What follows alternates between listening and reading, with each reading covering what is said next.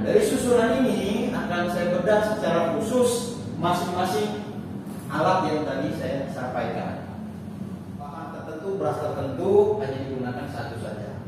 Tapi kadang-kadang memang membutuhkan tambahan injeksi sehingga digunakan dua.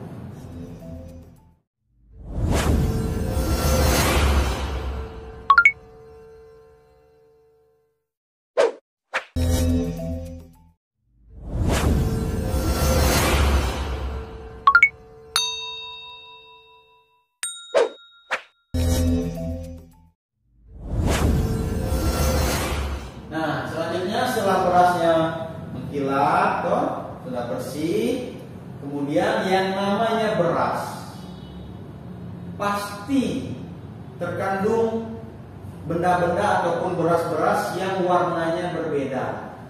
Banyak faktor yang menyebabkan, misalnya tercampur dengan material lain seperti material beras merah, ataupun tercampur dengan biji-biji yang rusak.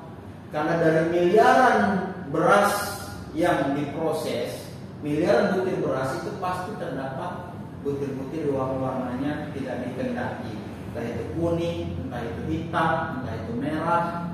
Nah, dari situ membuat tampilan beras itu menjadi kurang enak dipandang. Sehingga dibutuhkan alat untuk memisahkan. Karena kalau kita pisahkan secara manual susah sekali pasti. Nah, dengan adanya color sorter ini, yaitu mesin pemisah warna yang mampu memisahkan biji warna asing selain warna beras yang diinginkan. Jadi memang kita setting memang. Kalau memang warnanya merah saja dia akan tangkap, selain merah dia akan buang. Kalau putih saja dia tangkap, maka warna selain putih dia akan buang. Begitu selanjutnya. Oke. Sehingga membuat tampilan warna beras yang putih merata, seragam. Jadi kalau berasnya sudah mengkilap, putih semua warnanya, enak dipandang, maka sudah bisa disebut sebagai beras premium. Seperti itu. Next. Nah, kurang lebih cara kerjanya kalau sorter ini, Pak. Jadi di bagian atas ini, Pak, proses inputnya. Setelah dia input, di sini ada namanya feeder. Feeder ini yang mengatur masuknya atau turunnya beras ke bawah. Kapasitasnya diatur di sini. Jadi semakin kencang kita getar, maka semakin semakin besar pula beras yang ditumpahkan ke dalam luncuran. Nah, kemudian setelah ditumpahkan, masuklah dia ke dalam luncuran, ya kan?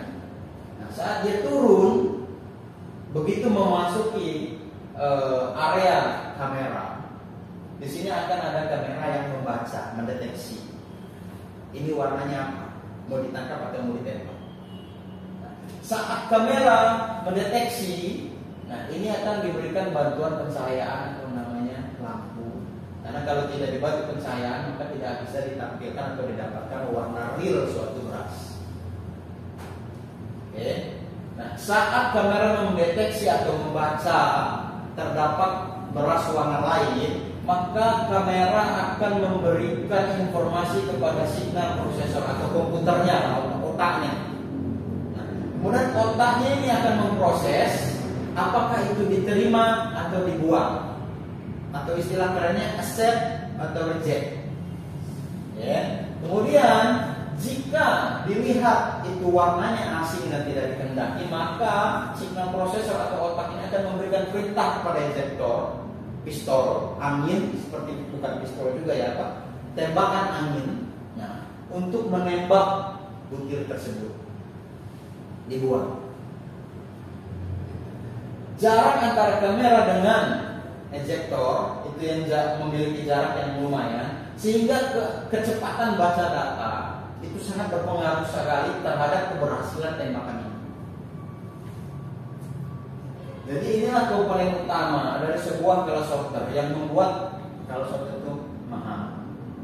Yang pertama, dia menggunakan kamera khusus dengan kecepatan dan akurasi penangkapan gambar dengan speed yang begitu cepat, dan jumlahnya kita sama-sama tahu kalau beras sudah disurahkan jumlahnya bukan lagi ratusan atau ribuan, bahkan mungkin miliaran. Jadi kualitas kamera sangat amat dipengaruhi. Kemudian kecepatan baca datanya. Bayangkan miliaran yang lewat harus diproses, direspon dengan begitu cepat untuk menentukan apakah ini ditembak atau tidak. Nah, jadi ini juga yang membuat investasi kelautan kayak ini. Jadi kalau mungkin, wah kenapa mahal sekali alatnya cuma begini, harganya udah hampir sama dengan Alphard. Nah, di sini bayangkan kalau yang digunakan ini komputernya sama dengan komputer kita pakai di rumah, yang suka nge-hang, yang suka ngelap, lewat semua ini. Yang warna-warna hitam, kuning. Nah, jadi komputernya memang komputer khusus dengan kecepatan baca data yang luar biasa. Oke, next selanjutnya.